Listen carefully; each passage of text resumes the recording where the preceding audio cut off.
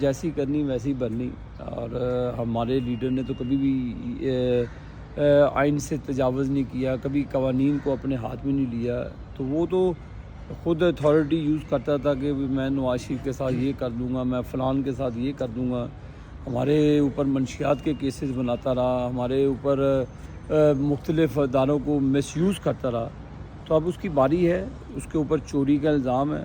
تو چوری کا الزام وہ ثابت کرنے کی بجائے اپنے کے پی کی حکومت کے وسائل کو جھونک رہا ہے. وہ اربوں خربوں کا بھی حساب ان سے لینا چاہیے چوروں سے، تاکہ صوبوں میں خوشحالی لائیں، کے پی کے اندر خوشحالی لائیں. اب جتنی بھی موٹر ویز بنی ہیں، جتنی بھی چیزیں بنائی ہیں، وہ مسلم نون کی حکومت نے بنائی ہیں.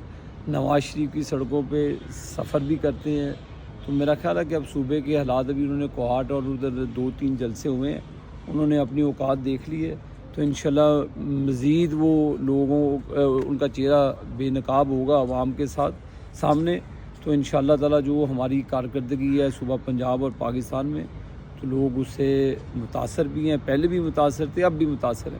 تو انشاءاللہ تعالیٰ یہ وہ جو کیا ہے وہ بھگتے، عدالتوں کو فیس کرے. جو اس نے 9 مئی کا واقعہ کیا، ہمارے سیکیورٹی اداروں پہ حملہ کیا، تو اب اس کا جواب دیں نا.